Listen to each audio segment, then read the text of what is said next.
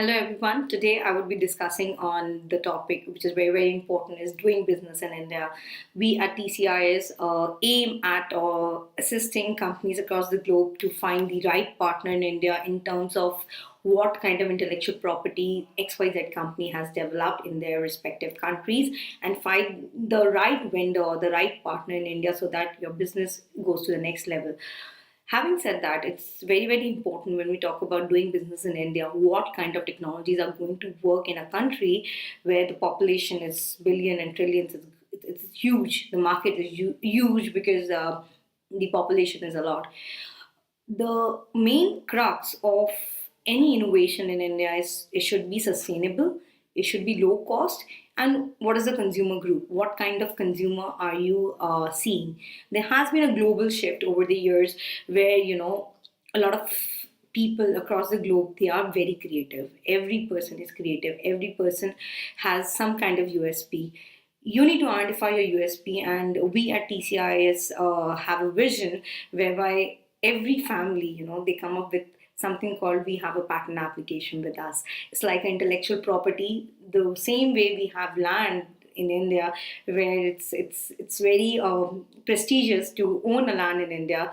It will be very interesting to see some kind of IP. IP can be obviously it can be patents, it can be trademarks, it can be industrial design, it can be copyright.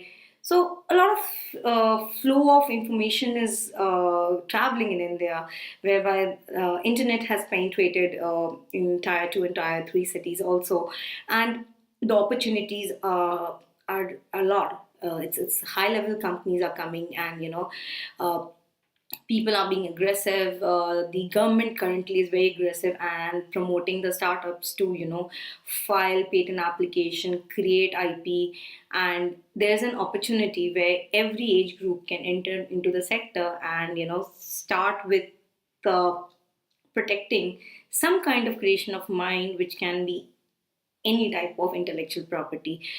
The technology which would actually work in India is disrupting the current market. Anything which disrupts the current market, it can be a problem solving approach. Many a times it's not a problem. And what kind of technologies is disruption is anything which is out of the box, anything which will be accepted by large masses. So that is something, a point one should take care of. A very good example would be Zomato. The company came up with the idea of putting up all the restaurant pamphlets online. I myself, I was amazed to find one of my favorite restaurant. It was a Tibetan restaurant, and it was there in Connaught Place at one point of time. And due to construction of metro, it was closed down, and I was very upset. I'm not able to go and visit the place. And one fine day, I just Google it, and I see that time Zomato was Foodie Bay. So again, a very good example. What happened with these guys was Foodie Bay was a trademark which they filed. However, eBay opposed the trademark because it had the word eBay. So foodie paid. So it was a one night affair, and next day the news was they must have discussed with the investors, and overnight they come with the word Zomato. At that point of time, the word Z was like maybe they might be influenced from Zen culture. The Z word was very in that time, and they like just tomato and just change the letter T with Z, and it was Zomato. So anyhow, see, branding is something, anything can be a brand. It depends upon the founders, how they market it. So they created a story. However, what is important lesson to be learned from this episode is your branding, your name should not be such that the large players or the big players, they come after you, because that time it's going to hurt you, because the litigation is always hurtful to any company. Nobody wants to go in court because anyhow, the court practice and doing business is totally different things. Something one should be away from negativity. That is the crux of the whole issue. So the secret sauce, what's the secret sauce for any business venture, or what's the profit recipe for success, is create your intellectual property from the day one. If you have the intent from day one, yes, I want to protect my intellectual property somehow. I want to protect my business not only by doing business, but understanding what kind of IP can be generated. I think India can go a long way and be a developed country in the near future. If you see US, every person, they know about patents. Every person is very keen in protecting uh, innovations and earn from it. So it's like intellectual property again is a kind of property which is created by your mind. And do businesses which surprise people.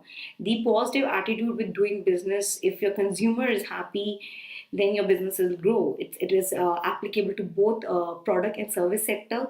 Yes, quality and quantity are important, but at the same time how you balance both is more important. So, ability to understand the innovative features which will help you disrupt the market is a need of the hour. And when we talk about India, in India, obviously, right now the buzzword is innovation, and we are talking about sustainable innovations which can sustain the masses at the whole. So, obviously, what you need to do, you need to connect the dots. What kind of technology is rather is going to work? It's not that what you like, it is more important what is the need of the hour. Identify the need of the hour and see whether your business model is going to stabilize the economy of India. Anyhow, you're contributing to stabilizing the economy of India. And the end of the day, when you talk about India, we are talking about India is going to be a developed country. I personally feel by 2040, India would be a developed country. So there's a global shift because India is actually geographically situated very well. And if you see the agricultural sector, where even our Prime Minister, Mr. Modi, is talking about a lot in the agriculture sector because it's a till date, as I said, it's a geographically India is situated in a right manner where a lot of agriculture is produced. However, a lot is lost in terms of transportation, in terms of export. We are not able to provide the quality standards which is actually uh, made by foreign companies. So we need to come to that level and come out with technologies whereby we can increase the shelf life of vegetables and fruits. Having said that, a lot of patent applications have been filed by domestic companies, research institutes. So this is how you need to identify what kind of technology is going to sustain the some technology can be used in Rajasthan because we know the solar energy, the renewable kind of sources are there in India. Why don't we use that? Solar sector is one sector whereby a lot of innovations can happen and that can be used for the benefit of mankind. There's a lot of creativity which is happening. Again, if we talk about another sector, recently I read somewhere the chief executive of Google, Sundar Pichai, he talked about India's brain. It's like, powerhouse of unlimited opportunity. When we say powerhouse of unlimited opportunities, just like the mitochondria of our human body. So a lot of talent is there in India because this is the way we study as students. So because of the rise of smartphones, India's developers community, specifically when we talk about the software community, is 2 to 4 million. That's huge. When we talk about 2 to 4 million, just imagine the kind of intellectual property which can be generated. And I myself feel, there would be a time where the domestic people or the domestic companies and the startups will file more patent application rather than the foreign entities. I think that day would be the red letter day for India, where you will see a lot of innovations being protected. And if we can take that vertical and understand that, and the leaders of the company have to concentrate on being, they have to see the vertical component and see the world or see the future of India or mankind through a broader lens where we can see the big picture. At the end of the day, it's an illusion which you create for the company would come into reality. So there's a very thin line of difference between what is virtual and what is reality. You need to understand that whatever we create in our mind, we get it into the reality, because this is how businesses have been done in the recent past. Another very good sector which would be booming in India would be the packaged food sector. Why we say packaged food sector would be booming is ready to eat category.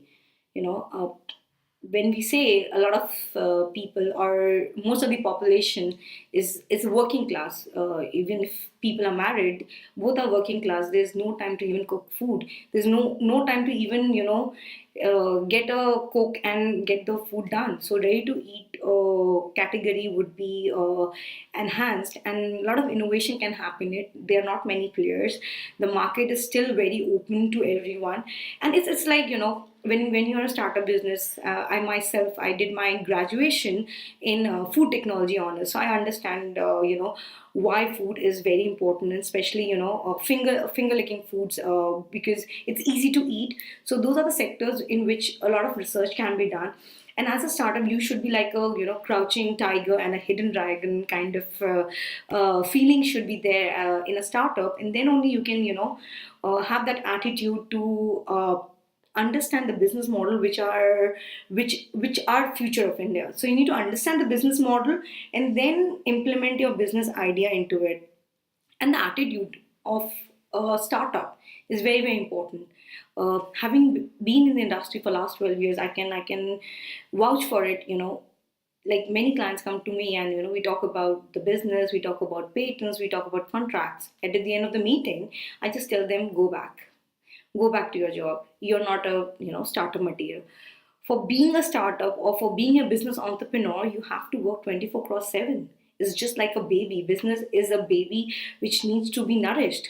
So if a business is like, if you're able to nourish a business for 5 years, it's just like, the child is ready to go to the kindergarten. Same way, if you're able to sustain your business for 5 years, you have that zeal of even doing business. And the attitude which will take you to the next step would be not having the attitude of knocking out a competitor. I would rather say create your own niche, carve your own path, think out of the box. See, everybody is going to survive. You have hundred of firms, thousand of firms doing the same work. However, some clients will go to a particular sector only. So you need to identify your opportunities, work on those. Whatever threats you have, change it, change the table and make it an opportunity for you, and see the difference. You will see that doing business is not that tough.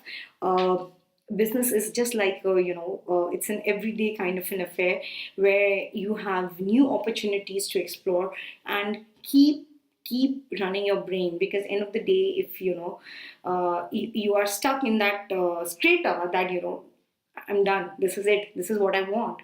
And that day, your business, whatever business you're doing, you will be stable. Stability would be there, but you won't reach to the height which you want to reach.